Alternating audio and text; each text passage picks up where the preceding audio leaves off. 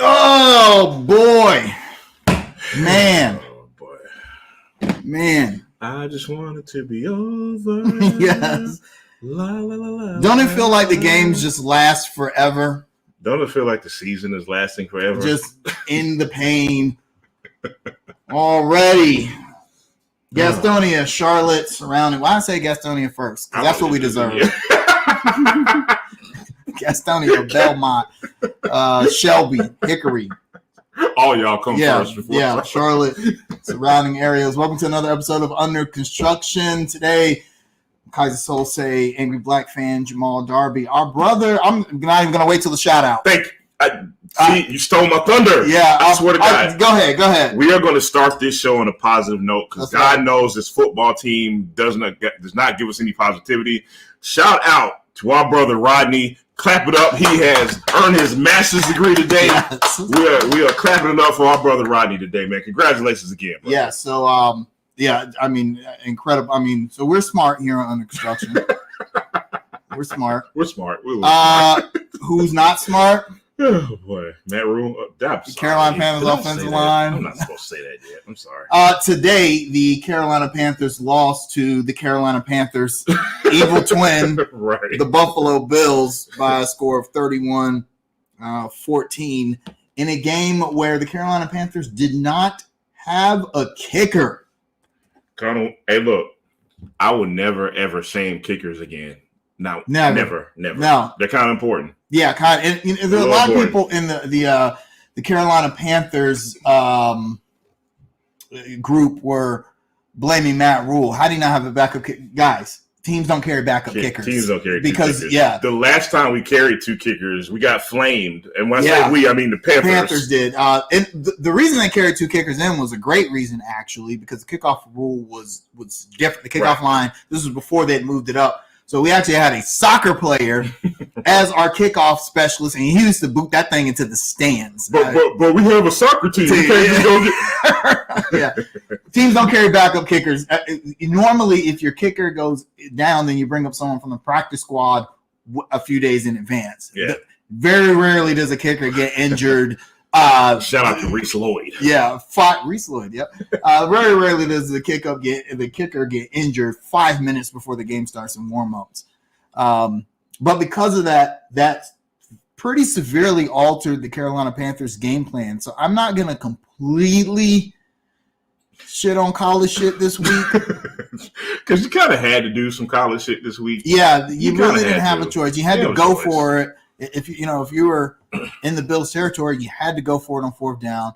You had to go for two every time. Now, I want to make one thing very clear before we get into the meat of this discussion. Because we're going to get into the meat of the football game. I want to make something very clear. Yes, not having a kicker hurt because it put your situational football is all thrown off if you don't have a kicker. Right. However, the Carolina Panthers are still offensively dysfunctional. They're still trash. They're still dysfunctional. I said something in our group chat earlier. Cam Newton came back just to fall on his sword for this shitty team because he's going to get a lot of the blame. Look, go ahead. So I was going to say that's not fair to Cam. I actually thought he played all right today considering the circumstances. So me and Brother Vince taped the show last week, man. And, I was telling him that, and I'm not through any fault of our own or the media or whatever, but I'm getting to the point where I'm getting tired and very annoyed every time I talk about Cam Newton. And again, through no fault of anybody's really. But what I mean by that is nobody's going to look at Cam Newton with any objectivity at this point. Oh, no. Because I hate to beat this dead horse, and I hate to sound like this broken record every damn week, man. But I'm just going to keep it at this. Anything Cam Newton does this season is taken with a grain of salt. It's obvious. I mean, you look at that offensive line today, and I don't know who would have succeeded with that today. I'll just keep it at that, man. For now. There was a guy in Cam's face. Every other play. I don't, and we're not making this up. Right. No, I mean, that's not a hyperbole. I think I saw 3 plays in which Cam had time to throw and he couldn't find the guy. Right. If anyone was open. We haven't seen the all 22, obviously. But I think in those cases, Cam was like, holy crap, I actually have time to throw. I'm going to find whoever is furthest downfield. And he's looking, and he doesn't, take the short throw. I think those are coverage sacks, or he held the ball too long in those cases. Because, how often do you get that kind of time to throw? Let me ask you this question too, man, because this is another observation I had. Also, when he actually got a pass off, when he actually had time to throw the ball, was there ever – I'm not going to say was there ever, but how many times did you notice that he had to throw through tight windows? There were not that many plays where you saw a receiver who was literally just kind of wide open. You know what I mean? Yeah. Am I off? No, Cam Newton has that's always been a problem with the Carolina Panthers. And actually, a lot of people used to attribute that to Cam Newton. They would say he doesn't have the ability to throw receivers open, which I'm not a quarterback's coach, right. But I think that's one of those things that people just say, like, oh, he got to throw his receivers open. I think there are cases where you can do that, but the fact of the matter is that the Carolina Panthers, in most of the seasons Cam was here, was bottom in the league of average separation of wide receivers. Right. It was less than a yard. And I want to be clear about something. This is what I'm saying as far as throwing through these tight windows. That is what I've noticed to be a Carolina Panthers passing problem, not a Cam Newton problem. Yes. I've seen it with Sam Darnold. I've seen it with anybody who played quarterback for this team this year. Absolutely, yeah. I feel like the windows have just been tight most of the time. Yeah. I want to be clear about that. And here's what's crazy. Notice the teams we play against. Carolina Panthers have the number 2 passing defense in the league. How many tight windows does Josh Allen had to throw to today? Not very. Dudes was open. There were some times where he would make good throws against single coverage where the guy would be covered, like right. the touchdown to Diggs. Yeah. Excellent play. Great play. Excellent throw. Stephon Gilmore, you can't cover that any better right. Than he did. But the Panthers don't even have that. I'm going to tell you something very ironic about today's game. Josh Allen went 19 for 34, 210, 3 touchdowns. Cam Newton went 17 for 36. 156. Oh, 156. 156. I'm looking at Josh Allen's stats, and I'm looking at the performance today. Did he light it up? No. I didn't think, so we're at the point of the season we can start looking forward. Right. The defense is going to be fine. I think when it's time to run it back next season, you look at who we have on this defense. You bring most of those guys back. I think Stephon Gilmore will probably come back. He wants to run it back from the beginning. And not to mention his wife said she's not leaving. Yeah, I think they want to be here. Yeah. You're going to get JC back. Yep. You're going to have CJ Henderson back. Very excited about that. Yeah, AJ Bouye, maybe not. Highly doubt Dante Jackson comes. I don't even care about Dante. In fact, he didn't play today. Yeah, and he's out. He's out exactly. Yeah. And I felt like the secondary was just fine. We're okay. Yeah. Now, Rashawn Melvin left something to be desired. He got burnt for 2 critical plays, but if you're looking forward to next year, he's probably not going to be a part of the equation anymore. I'm okay with the defense. I'm not a fan of Phil Snow. I still feel like he's holding them back some. I'm glad you brought that up. I want to talk about one particular play with Phil Snow that made me want to dive out my window today. There was a 3rd and long. Phil Snow brings a safety blitz. The safety does not come up to the line. The safety blitzes all the way from his safety position. Now, listen, I'm not a quarterback, but if I'm on my couch, Kaiser, and I see that coming a mile away, what do you think Josh Allen saw? Oh, yeah, I know he saw. I say the same. I will talk about this when we get to the Hornets. But if I can see it, I know. And I understand, another thing with football, sometimes the players on the field don't see what we see because, we see a wide HD camera angle. Yeah. They have helmets on. I understand that. But quarterbacks will typically see something like this. They'll see a blitz that it doesn't come from the box. That's college shit. That works in college. sometimes. It doesn't work in the NFL. It doesn't work in the NFL that much. I can't remember the last time I saw a safety blitz in which the blitzer came all the way from the second level. You might get like and guess where Josh Allen threw the ball? Oh, of course. He's right like, he's like oh, that's because, well, in the NFL, the quarterbacks are trained. Look for the hot read. Right. Okay, you see the blitzer there. Guess where the gap is. Guess where the ball's going. Yeah. So I still feel like Phil Snow is holding a good collection of talent back with some questionable play calling. Having said that, I think he called a pretty good game overall today. I thought that the defense played well. I did. The problem was that the offense had no offensive load, and when you can't kick field goals. I mean, it makes it tough, man. I mean, it can't be understated. I mean, look, man, like I said at the beginning of the show, we're not trying to make the lack of a kicker the excuse, but it matters. I mean, it certainly matters. It would have been a 1-point game at the half, right? If we had a kicker. So, especially when you choose to run QB sneaks every damn fourth down, like it's not predictable. Except for the one time you throw a smoke route that gets almost picked off. What? Now, hey, now, Joe Brady's gone, so we can't pile on. Can't blame him anymore. Can't blame him. But when you have your interim, your assistant offensive coordinator, and hey, I'm all for black coaches getting a chance in the league, right? But maybe he ain't it either. And look, I thought about this. Look, man, I thought about the fact that, dude, I really want to be overly critical of a dude that was the running backs coach. Yeah, now he's thrust into and now you're position. thrust into the offense. Exactly. Like I'm like, I don't know if I really want to be overly critical of the guy. But as for today, I actually thought his play calling today, C+, B-. Yeah, I just.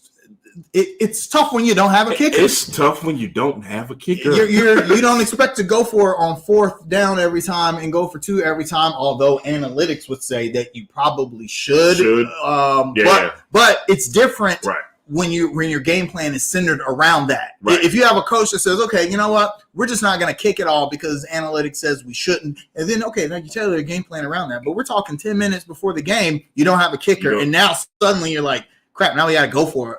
Every fourth down. These dudes was holding open tryouts right before the game because poor PJ Walker, don't kick.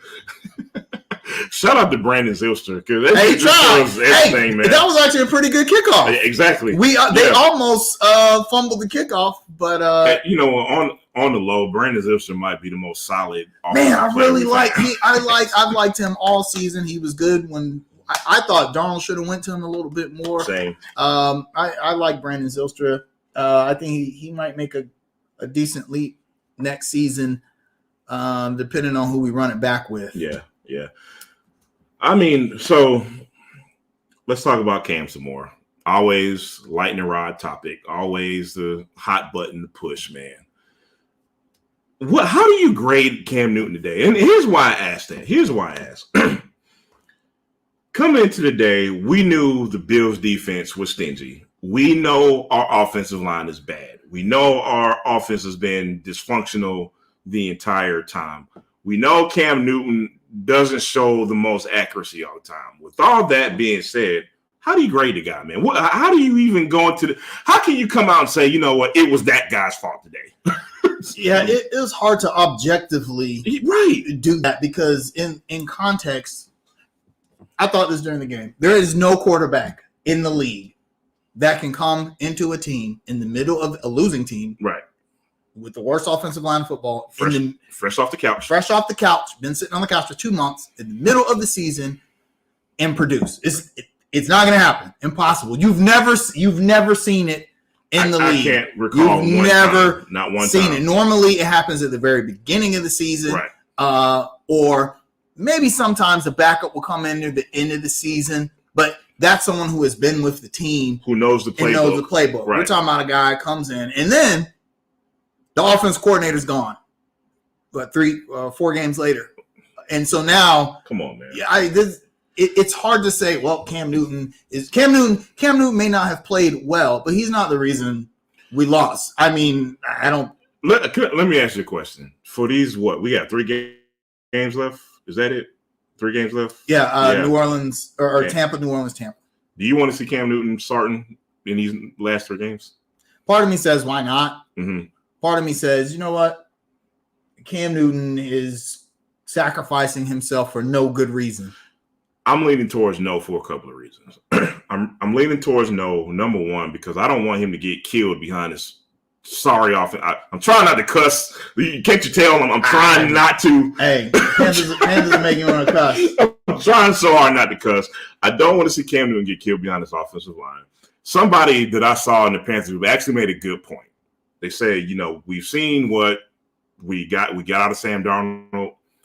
Very small sample size, obviously, but we've seen what we can get out of Cam. At this point, why not evaluate P.J. Walker? Because P.J. Walker has thrown 1 touchdown and 9 interceptions. But someone's counter argument to that. We haven't won a game since Cam Newton's been started out. I mean, the one game the last game that we won in which P.J. Walker started against the Cardinals. Did we win because of P.J. Walker, or did we win because of Cam Newton? Not exactly. So, here's the thing: I like P.J. Walker. I preseason MVP. Preseason MVP every time. Yeah, I'm every like, time. Man, he could be every something. Time. And then I think his problem is that he's like, all right, finally, here's my chance. I'm gonna go show out, and then he makes the worst decisions ever because he's pressing. Right. And he's a guy that actually has arm talent, but depends on it too much. Yes. Yeah. And he's not the physical specimen someone like Cam is. Right. And let's be honest, the XFL is not the NFL. And not the NFL. You know what? You bring up a good point that I really didn't think about. Do we really want P.J. Walker behind that offensive line? Because if Cam Newton is taking a beating like this, could you imagine the kind of beating P.J. Walker would take behind? But who would you rather take? Take a beating. It's like, who are you vesting in the future? Like, which one? But let's say maybe Sam Darnold comes back next week. I'd start Cam only because of this. I know quarterbacks don't face each other 1-1, but Cam Newton's never lost against Tom Brady. And Cam Newton has never lost against Bruce Arians either. Very true. So why not? At this point, why not? We don't have anything to lose. Yeah, we really don't. And look, another point. Why not? Look, if you go into next season and you don't have a secondary plan, if you don't get the quarterback you want or whatever, why not give Cam Newton the reps? Because he needs them. I think we agree on that, right? He needs to be. He needs the reps. Here's the thing, though. I don't know if the Panthers. Yeah, Anthony says let Sam take that beating. I kind of agree with that. You know what? You're right. He back from IR. That's so messed up. Get your ass back out there. Go. But look, man, it brings up an interesting question, man. Sam was the starting guy to begin the season. Maybe Matt Rule says, you know what, he was our guy to start. He's going to be our guy to end. We don't know what's going to transpire, but we'll see, right? Yeah, it's interesting. Do you run it back with Cam next season? I'm going to say this. The Carolina Panthers need to do whatever is best for the franchise. Here's what I would like to see. This is, if I'm Jamal Fitterer, here's what I like to see from the Panthers. Go forward with your contingency plan. If the quarterback that you want is there, take him. Go ahead and take him. Mm-hmm. If not, we get to see Cam Newton with the full training camp, with whoever the offensive coordinator is going to be, with some continuity. And at that point, if you don't like what you have, move forward. I think Tepper knows that too. Right. Because here's the thing. The Panthers will probably pick fairly low. And there's not a lot of good – there's nobody I feel comfortable taking a low first-rounder. So this Kenny Pickett kid from Pitt is the hot guy right now. Nah, don't do that. Don't do that. You pick an O-lineman. You say, okay, who's available? Who's the biggest, most corn-fed dude in the draft? But you know what, though? We know history tells us that the Panthers will pick who they think the best talent available is. Which theoretically, that's how you should draft. You should always pick best player available and never draft for need unless the two align. because sometimes it can be a reach. Well, look at us talking about next season. We got 3. I mean, you might as well. I mean, the Panthers. Here's the weird thing: the Panthers could still somehow get in the playoffs, making the playoffs, which I think would actually be the worst thing. Yeah. Now, if we had beaten Atlanta last week or won one of the other games we were supposed to, we could still. Then I could say, okay, maybe they just sneak into the playoffs. But now, no, I think now is a good time to evaluate. You sit your skill position, guys. I think we've come to that conclusion. The last 3 games are the evaluation games. Exactly. Yeah, you see what you got left. You continue to work him in practice, timing with his receivers, which is important. You start looking. We know they're looking for offensive. Now, granted, they can't reach out to any offensive coordinators that are right. That are still with teams now because of tampering. What's Rob Straczynski doing these days? I think about that every day. I mean, I'm halfway joking when I ask. No, I'm not even joking. Yeah. Cam Newton had statistically, of his 3 best seasons, 2 of them were under Rob Straczynski. Right. That's not an aberration. That's not. I mean, he was doing things. How many teams were running 2 tight end sets? And we were killing cats. Cam Newton had his first 2 seasons, 2 tight ends. Jeremy Shockey and Greg Olsen. I think about that sometimes, like Jeremy Shockey and Greg Olsen. I mean, you talking about 2 of the best, bro. Yeah, to throw to. And then it was like, hey, he had to take the job in Cleveland. I get it. Cleveland being Cleveland, let him go. Right. And then we stuck with Mike Shula. Yeah. And now we're stuck with college shit. College shit. Oh boy, I don't know. I don't know. I want to talk about the Hornets. We're doing this out of obligation to the Panthers in the city of Charlotte. Because I know if you say anything otherwise, you're a liar. Y'all were as disinterested in the game as I was. I watched it because I had to watch it in order to do under construction. But I just wanted the game to end. There were moments where I thought, okay, all right. And then something like, first of all, okay. Every time they sucked you in, you just, in the back of your mind, you're like. I will say this. I don't get on NFL refs too much because I think they're incompetent. NBA refs I get on all the time because I think they're corrupt. But NFL refs just don't. They just don't know. They just don't know. They're just bad. Right. Just bad. Yeah. But that flag. That unsportsmanlike conduct. That killed any momentum we was going to have. And they tried to make up for it, but it was too late then. Yeah. Because that flag led to a Buffalo touchdown. And I think you would agree with me on this. Like, we're not blaming the outcome of the game solely on that call, but it damn sure changed momentum. Yeah. I mean, that was important for us in that spot to get them off the field. A 4th down in our own territory. We get them off the field. We get the ball back. We're possibly good position. Only down a score. Right. We have a chance. Right. They come down to get points. That's it. That's ball game. That's it. And that's exactly what happened. And I think the refs might have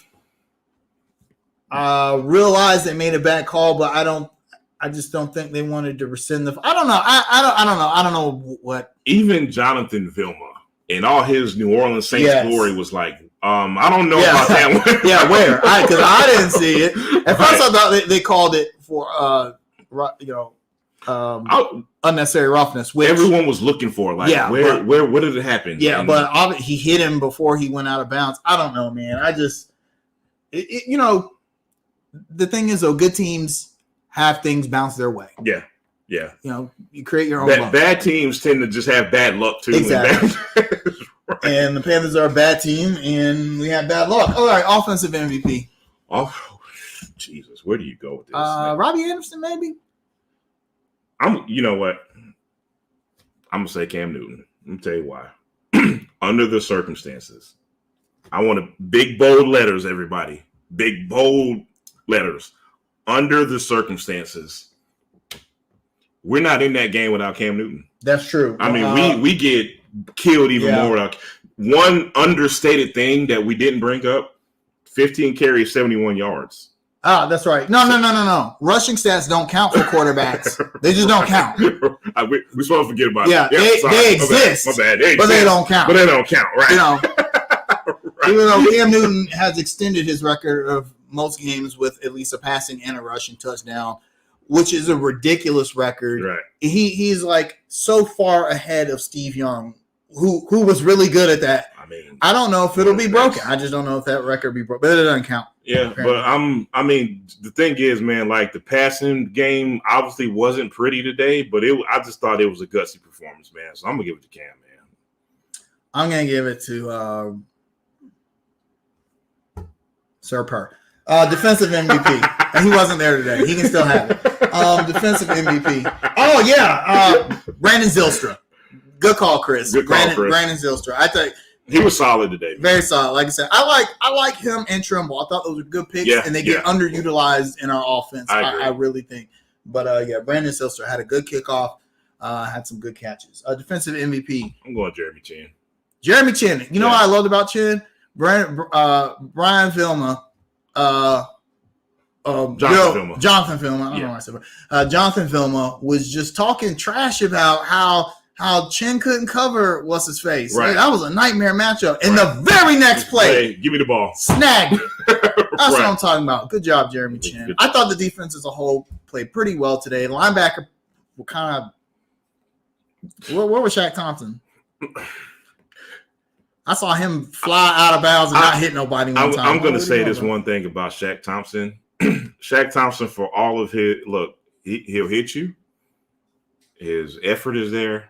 But when it comes to pass coverage, he leaves a lot to be desired. You know what? There was a point, though, in the middle of the season, right before he got injured and right after he came back, where it looked like it had all come together for Shaq Thompson. He's reverted back to the mean. I think, this end of the season, players who get injured in this, earlier in the season grinds along. I think there's just some residual. Oh, I got a hot take. We normally don't do hot takes, but I got a hot take. I want to see Frankie Louisville over Jermaine Carter at this point. Definitely. Yeah. Because why not? Yeah. Because why not? Right. Definitely. So is that enough depression for us today when it comes to special teams player of the day? Brandon Zylstra. Brandon Zylstra, good job. Oh, by the way, Kevin Avery brought up something hilarious today. We had our starting middle linebacker playing gunner on special teams today. So what's that? Call it shit. Thank you. All right. Moving on to the other to my favorite team in Charlotte. The Charlotte Hornets had a very interesting week. Every week with the Hornets is super. It's always interesting. With the Hornets. It's just crazy to me because some weeks they'll look like the best team in the league, and then there are some weeks it's like, yo, what are y'all doing? What are y'all doing? There? Like, what are y'all doing? This past week they played the Dallas Mavericks, the San Antonio Spurs, and then last night. Or the night before last, they played the Blazers. They lost to the Mavs in kind of an embarrassing loss. They had a good win against the Spurs, like a really good win against the Spurs. Yep. Gordon Hayward had 1 million points. And then they had a very interesting game against the Blazers. I hesitate to call it embarrassing. It was almost embarrassing. But you remember the Indiana game you and I went to earlier this season? Yes. And the Hornets were blowing the Pacers out. Yep. I mean, it was Lob City. Yep. The place was rocking. Right. And then Rick Carlisle's like, you know what? Sick. He sat every starter. He sat Sabonis. He sat the Savior, Miles Turner. Sat him because Mason Plumlee was dunking on him. Just sat everyone. And the Pacers turned a 32-point deficit into a lead at one point. They had actually taken the lead at one point. Late in the game. The Hornets came back and won, but it was interesting. And we said the night before last, JB's going to pull Rick Carlisle, and he did. He sat Gordon Hayward, Terry Rozier, and LaMelo Ball because they didn't want to play defense correctly. We usually don't start with the last game when we talk about the Hornets, but I feel like it's important to start that. It is important to start with that game. Oh, you know what? I have a weird take for you when it comes to this game. Here's my weird take. I'm not as mad as you think I would be at the game. You know why? Because it lets me know something. The game against the Blazers lets me know that the Charlotte Hornets are on the cusp of becoming a good team. Let me tell you why I feel that way. First half of that Blazers game was, I mean, it was like a damn video game. I mean, like it was like, what the hell is? I have never seen anything like that in my life. At one point, I made a comment in the game thread that Rozier and Ball were playing NBA Live 95 defense. So if y'all remember NBA Live 95? Where you guys just kind of slid out the way and you just get dumped on. That's how they were playing defense. The lack of competitiveness from the starting five in that first half was disgusting. James Borrego even kind of discussed it at the end of the game, man. We didn't even compete in the first half. They go completely apeshit from three, score 81 points in the first. Let me repeat that. They scored 81 points in the first half and had 15 threes in the first half. Okay, so, all right, like you mentioned, Borrego pulls the card out and says, you know what? Y'all get out. I'm a roll because I've seen enough. I've seen enough. He rolls with Ish. He rolls with Kelly. He rolls with PJ. Who, by the way, I don't think we're giving PJ Washington enough credit because that dude has been steady all year. Seriously, I just want to get that. By the way, at the point where JB pulled the starters, LaMelo Ball had 15 points. Yeah, he was. I have to give LaMelo Ball some props. Because when he came back in, he was on fire. I mean, he played great when he came back in, which is interesting, being that people think Borrego hates the guy. He just sits him down because he hates him and he's holding him back and all this other stuff. But we got to be pretty encouraged at how LaMelo took the coaching.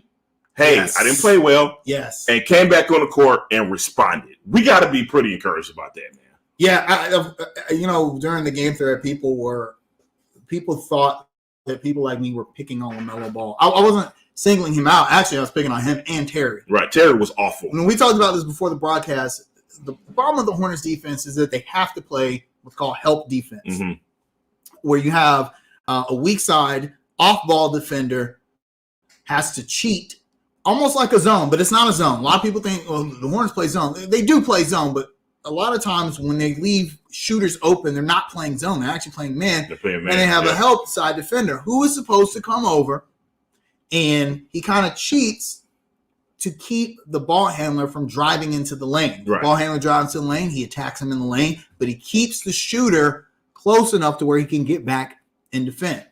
The problem that LaMelo Ball and Terry Rozier were having was that they were over-helping. Right. Jerry Valancourt actually talked about this last season. You have to be disciplined when you're playing help defense, or else the other team shoots 15 threes. Because when you overhelp now, not only is your guy open, but there's actually another shooter. Three or four guys open. So you have the guy in the corner, and then you have a guy on the wing, and the ball handler has options. And that's what was happening. LaMelo Ball was overhelping. He was leaving his guy open in the corner. He was gambling, trying to play the pass, which he does very well. But we were getting. That's why it's a gamble. We were getting eaten up, and I know getting a center would help because then you don't have to play help defense as much, even though teams in the NBA still do. Right. Because why not? Right. It confuse the defense, or confuse the offense if you can. So I'm okay with Borrego sitting Terry and LaMelo. I'm going to piggyback off your comment. So this tweet comes from Doug Branson, who covers the Hornets. For those that turn the game off, Ish Smith has come into the game and turned it around on defense. Crazy what happens when a guard can keep someone in front of them. You get stops and you're constantly not in scramble mode. That's pretty much what you just said. Yeah. Yeah. And let me, I want to be very clear for those who didn't hear it the first 3 times we said it. We're not picking on LaMelo Ball. We want to make that clear. It's just young player stuff that they have to learn in the professional game. He's going to get it. Matter of fact, he already took the coaching that Borrego was coached to him, and he responded in that game. Right. It's going to come, y'all. We're not picking on the guy. I said, we're trying to win games, not stroke egos. We can't coddle anybody, man. Exactly. And if people think that we should be coddling LaMelo Ball, I'm going to completely 100% disagree with everyone. But to your point, I think LaMelo appreciates the coaching. Of course he does. Yeah, right. Of course he does. I think sometimes if a player who is on that level is allowed to do too much, it hurts the team. It hurts the team, man. Look at the Memphis Grizzlies. I'm not saying that Ja Morant shouldn't be held in as high regard as he is. but they're doing fine without him. Fine without him, man. They're doing fine without him. Doing what he does. Right.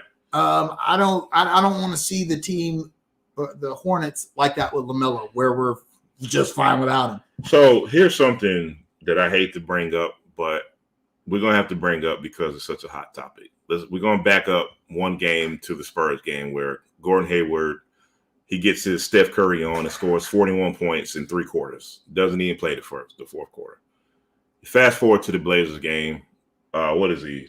Scored 6 points. Only took 8 shots. Right. Before I get into my summary of that, what do you think about that? Just give me your general thoughts on those 2 games combined for me. For Gordon Hayward. Gordon Hayward is 31 years old. Yeah. You put out a performance like he did against the Spurs, right, at his age, you might not have it the same way the next night. And he did not have that same intensity and aggressiveness that he had against San Antonio. And Borrego sat him too. Yeah. Because he said, hey, you ain't got it tonight. Borrego said, I'm going to go with the best lineup that we're going to try to win this game. Gordon Hayward averages the second most minutes per game on the team. Right. He is the oldest person on the team. You see how that doesn't really line up? Miles Bridges averages the most at 36 minutes a game. Gordon Hayward averages 34 minutes a game at age 31. Is it okay to talk about the injuries that he had last? Is that okay to bring it up? No.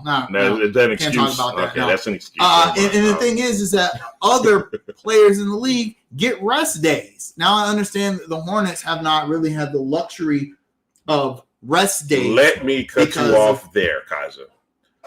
What the hell would this fan base say if Gordon Hayward has missed any games this season? Yeah. Can we make that clear that Gordon Hayward has not missed a game this season?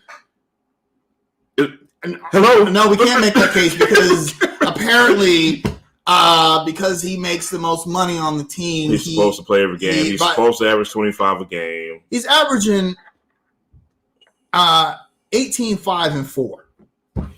That's pretty much what he's been his entire career. Yeah. He's been that his entire career.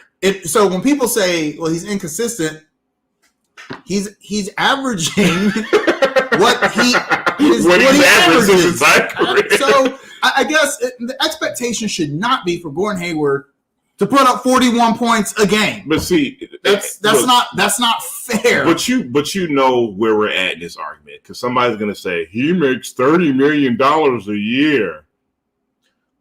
Gordon Hayward didn't pay himself, y'all. He did not. He didn't go. He didn't walk into the Hornets office with a mask and a gun and say, "Pay me $30 million a year." Plus, let's remember how we landed Gordon Hayward. He took a pay cut. He took a pay cut to come here. He was. I'm glad you mentioned. Yeah, he was supposed to make $36 million with the Celtics last season. Right. He chose to take the player option, which surprised everyone in the league. Now, the Hornets did want Gordon Hayward, but they wanted him this season, not last season. And also keep in mind, he also wanted to be with the Hornets way back 7 years ago. Way back when he played for Utah. So the idea, the Hornets on their timeline were thinking, okay, Gordon Hayward would be a good complimentary piece.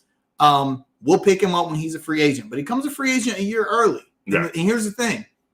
So somebody else would have paid Gordon Hayward $30 million. So then we lose out on Gordon Hayward. And let's be fair, nobody, if anyone says they were expecting Miles Bridges to be as good as he is, you're a liar. You are a liar. There's like 3 people in the Hornets group I know that honestly said, yeah, Miles Bridges is going to be that guy. So the Hornets weren't expecting the ascension of Miles Bridges. But you know what, Kaiser? So they picked up Gordon Hayward. I'm going to respectfully disagree with one thing. You know, even though we were not expecting Miles Bridges to be what he is now, I don't think we can still discredit what Gordon Hayward brings this team. Because listen to this, man. LaMelo Ball is obviously the primary playmaker. He's obviously the primary ball handler. But take Gordon Hayward away. Could you imagine what that offense looks like without Gordon Hayward? Because you know, like I know, even when the shots are not falling, Gordon Hayward can still make things happen offensively. Gordon Hayward, he's got to be aggressive. Like Chris said, we all agree. Yeah. Now that's something we all agree he said with. He's inconsistent We all agree with aggressiveness, and I 100% agree with that. He's got to take the shots. He's got to drive to the basket. I'm not saying the offense has to run through him, but I do think that he knows his role. He's a veteran. Right. He knows his role in this team, and I think sometimes he acquiesces to Miles Bridges, LaMelo Ball, Kelly Oubre too much. You know what? Rodney said something a few weeks ago that I totally agree with, man. When it comes to the fourth quarter, I still trust him more than anybody.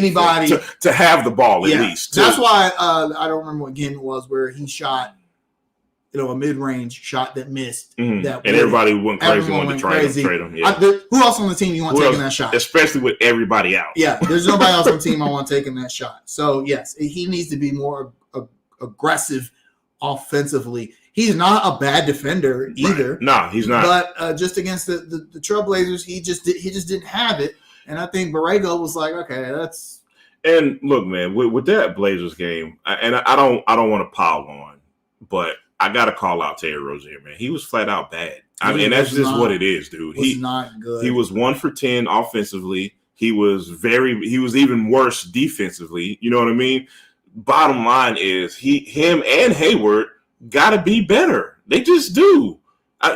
Without those two playing well, it's an uphill battle. Yeah, I just and look, let me say this: they're allowed to have bad games. I'm not throwing these guys away and wanting to trade them. But everybody can't have a bad game at the same time. But everybody can't have a bad game at the same time, man. So that's all that happened. Against the Trailblazers. Yeah. Everyone just picked the wrong time to have an off game. I was glad to see Ish Smith come in and hold it down. Miles Bridges did his thing. He gives 100% every time. Yeah. Even when he has a bad game, he's out there hustling and doing stuff. He's going to guard his guy consistently. Yeah. Yeah. So I would have liked to have seen Book Night against the Blazers. But I think it just goes back to who Borrego could trust in that spot. Because think about this. Borrego called it feels like he called 5 timeouts in the quarter. Remember that? Like he kept calling timeout. Because I felt like he kept looking for something to spark them. And I think when he found that lineup, he just wasn't going to get off of that. You know what I mean? Because we had such an uphill battle to climb. He was just going with guys that he could trust at that point. You know what I'm saying? That's true. Yeah, I just feel like Book Night played so well. And one thing you know about Book Night, he's gonna play with energy. Yeah. I'll say this. The beginning of the season, there was a lot of, Rozier going to get traded. Terry Rozier's not going to get traded. He's not getting traded. But Book Night's the future. Yeah. At two guard for Charlotte. I mean, at some point they're going to have to make a decision. They're not. Well, Rozier is he's just re-signed his contract, but yeah, I think they're going to have to. I hate saying this. I think Cody Martin's going to be the guy, the odd man out. I don't think you can do that. I don't think it's a tough decision though. Who somebody got to go at some point. Jalen McDaniels. Next.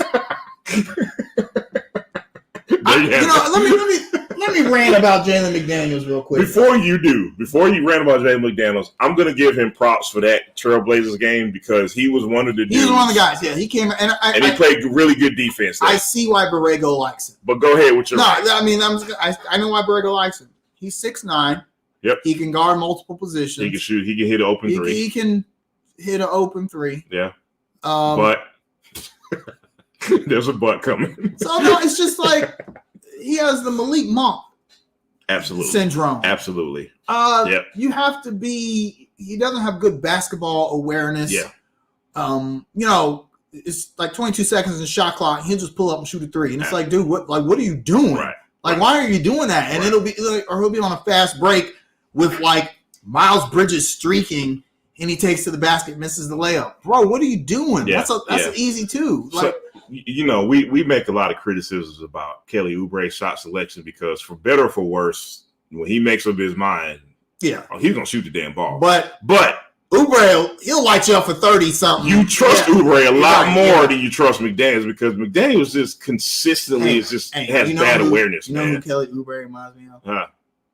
Del Curry. Expound. Okay, so when Del Curry was in Charlotte, what was his role? To shoot the ball. You come off the bench and you shoot the ball. And when you're on, you keep shooting. You just shoot. Remember how when Del Curry, he's definitely kept shooting lately. Oh yeah. Well, go ahead. Del in the gym. Del is still shooting the ball. Apparently TMZ said he got her number. But anyway, and remember when Del Curry used to get hot? Oh, it was crazy.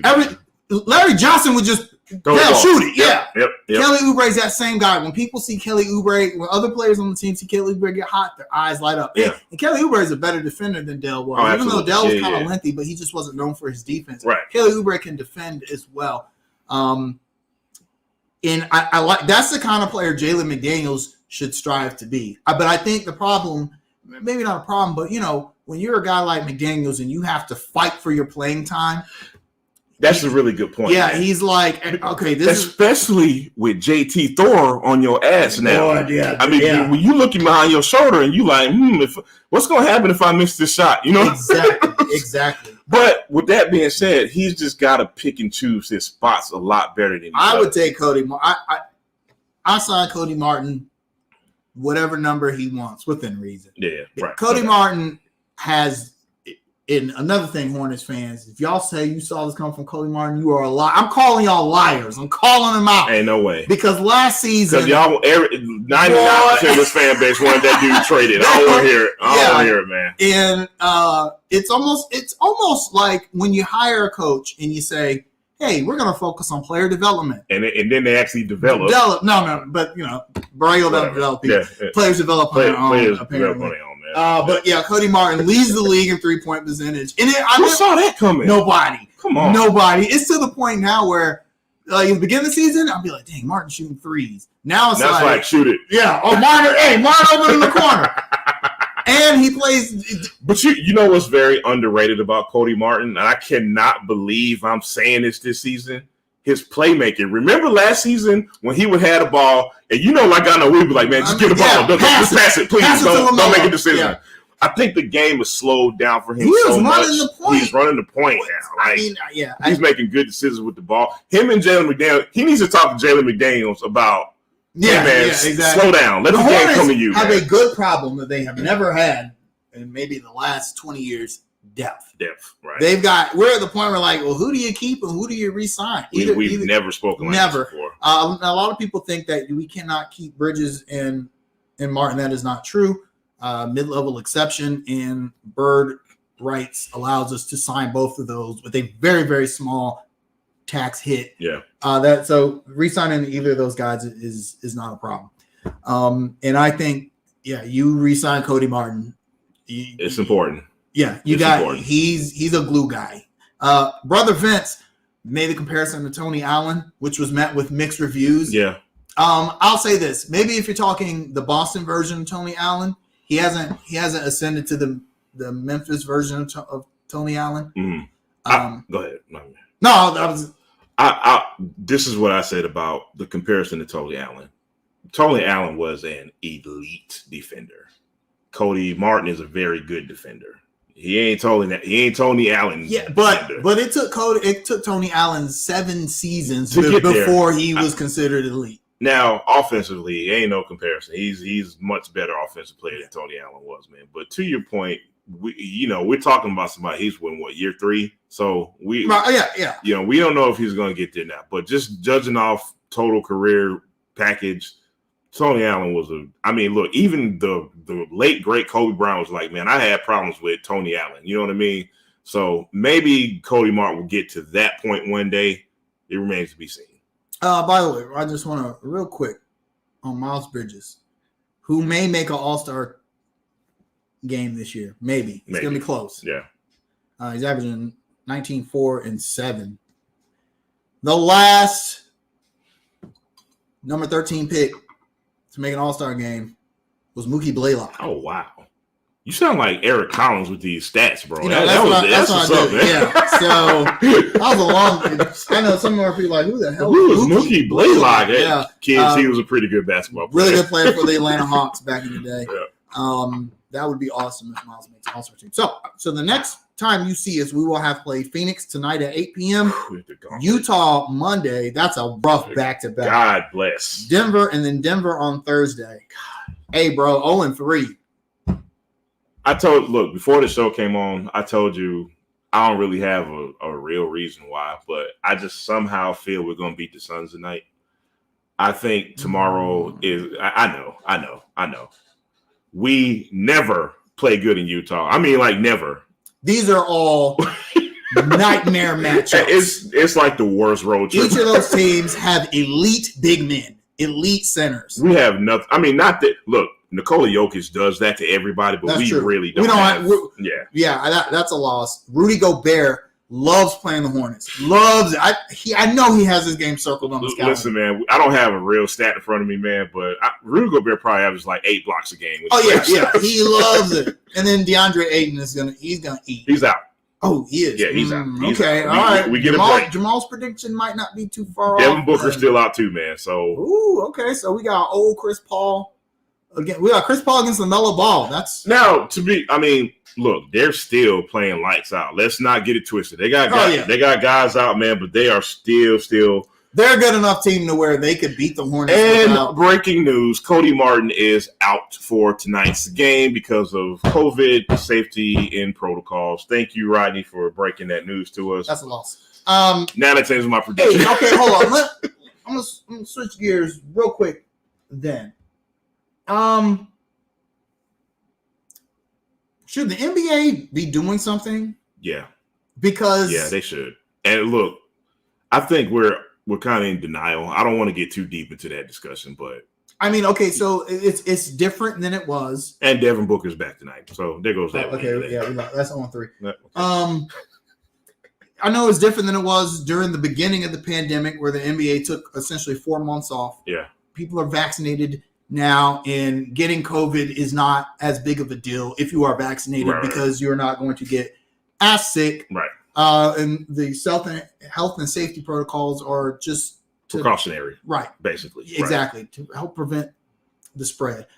But man, it seems to be affecting a lot of teams. I mean, it feels like, just kind of not maybe out the blue, like just back to back to back. Everybody, it feels like it started with the Bulls and Hornets. It feels like it started there, and like it just kind of snowballed to a lot of teams around the league, man. So I don't know. I'm wondering if the NBA doesn't want to take a step backwards. You can't go back to the bubble. I don't think you can't go back to killer. Yeah, you can't go back to not having fans in the arena. Pilar brings up an interesting question. Maybe shut down for a couple of weeks. Maybe. Yeah, I agree with that. Yeah. I agree with that. And plus, it's not fair to some. If you got 5 players out with protocol, you got to play. But if you got 8, right? Then we're going to postpone your game. Right. It's like it's a tough spot to be in, man. And it's weird that the NBA is really the only major professional sports league that seems to be affected by it. Now the NFL got hit pretty hard though. NFL had like 30-something players. Okay. Now, considering the number of players there are in the NFL, that's kind of a small number. But you just don't hear about, and maybe it's because NFL rosters are much bigger. Yeah. 53 versus 13. Okay, yeah. So Hornets going to lose all their games next week. Yeah, it's a shame. But next Monday, get back in. They play the Houston Rockets. We got to get them. You got to beat the Houston Rockets. Listen, the first game back, you got to vaporize them dudes. Listen, that's get back. Ain't no way. I'm sorry. We're too good of a team to go on to against Houston. I want to be fair. We always want to be fair. We always want to be objective. Houston has actually strung together. They actually strung together like a little winning streak. They beat some good teams. They beat some good teams. I don't care. We're too good of a team to lose to Houston twice. I'm sorry. Get them back. Exactly. You gotta and then Indiana, who we need to beat them again. Yep. And then Phoenix, but after that, Washington and Detroit before Milwaukee twice. The schedule is getting it's softened up a little bit. So here's the thing. The Hornets are only 3 games back from Miami in the division league. Mm-hmm. They're doing this with players out due to COVID. And the third hardest schedule in the league, as far as strength of schedule goes. I mean, I think when the schedule, this is how you condition a team. Listen, I'm gonna tell you something, man. So when we had all those guys out, we had like half the damn team out. That was kind of a blessing in disguise because we got to see what those guys can do. And they were ready. They were ready. Yeah. You know what I'm saying? To your point, schedule softening up. We're getting guys back. Knock on wood, they all stay healthy and we stay consistent. We could go on a roll.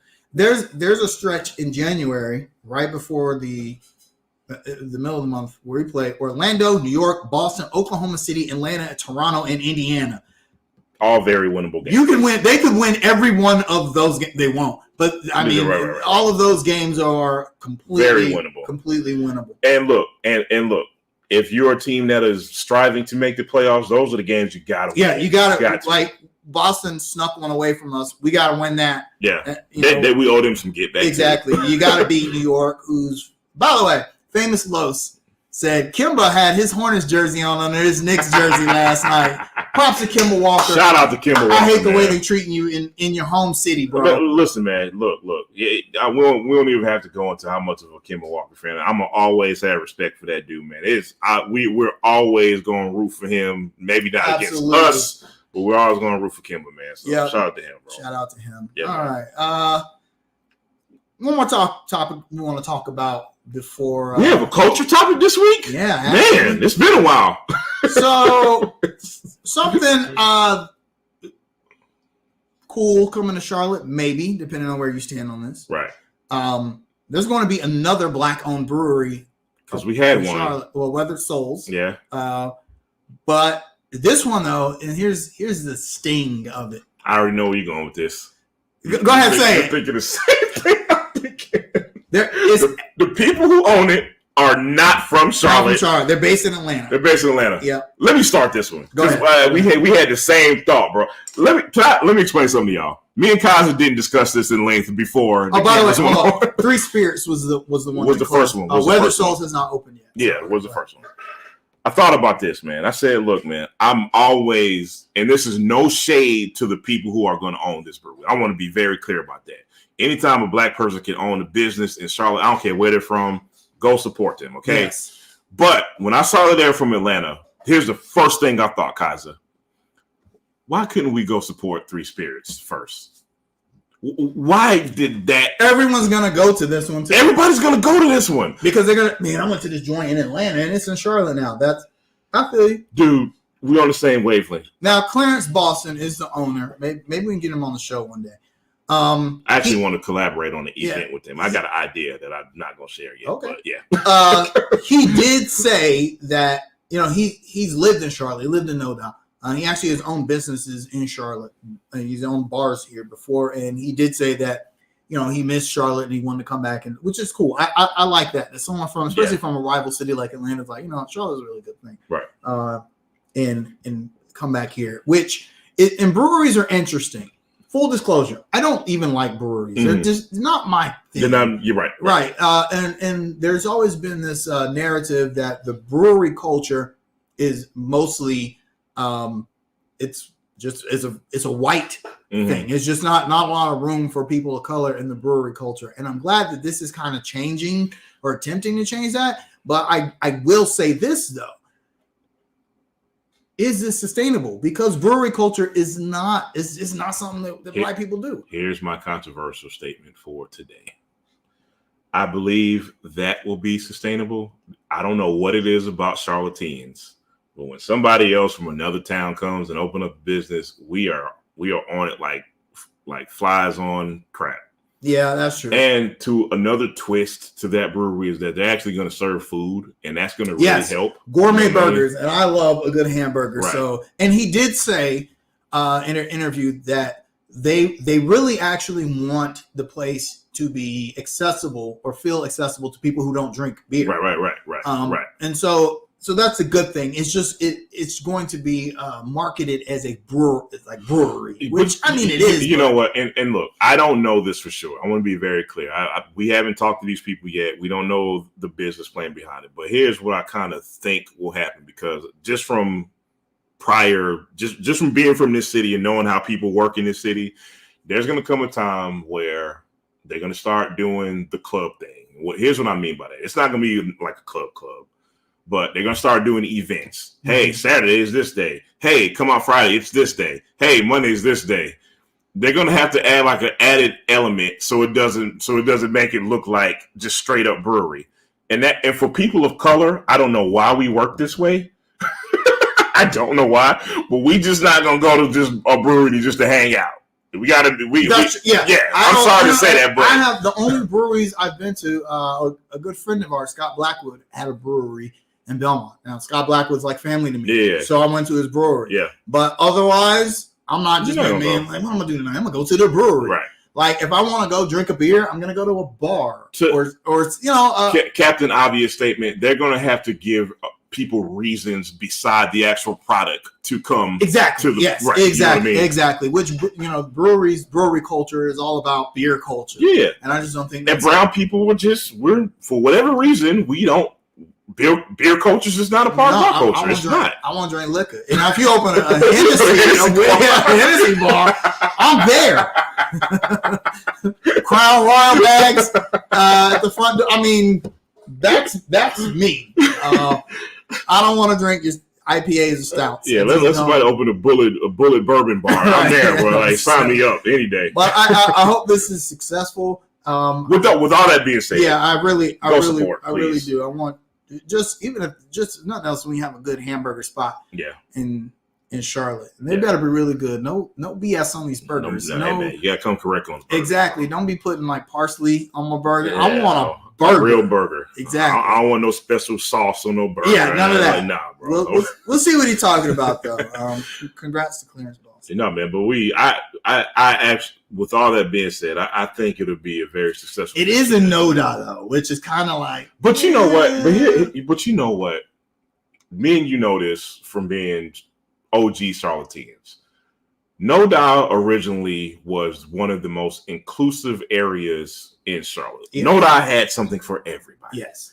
Over the years, it's kind of went away from that with gentrification and development and all that, and so forth and so on.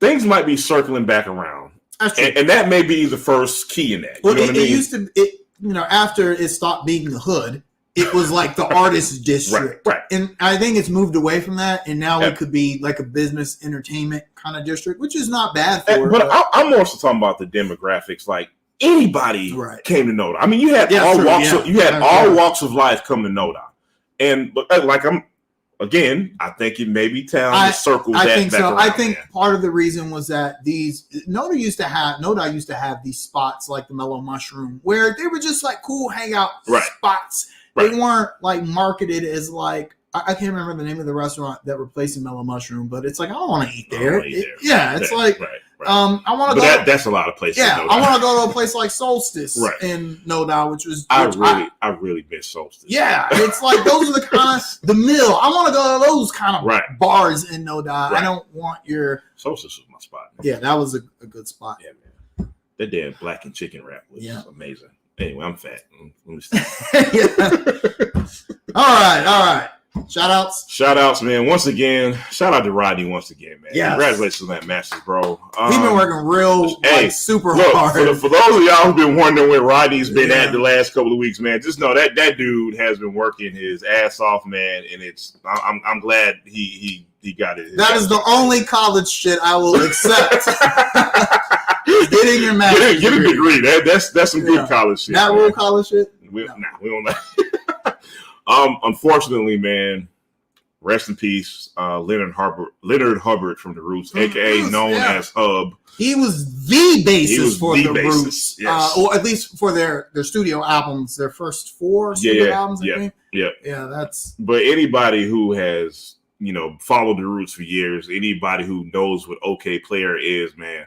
You know how big of a key he was with the Roots, man. So that's a big loss, man. Also, another RIP, unfortunately, to Kango Kid, UTFO, man. Yep. Yeah, Roxanne for the youngins who don't know, man. But another hip hop pioneer that we lost, man. So rest in peace to him, man. He was only 55. God, man. Black men, take care of yourselves. And I'm looking in the mirror when I say that. As I think about ordering as I'm thinking about the junk food I'm going to eat tonight, but yeah.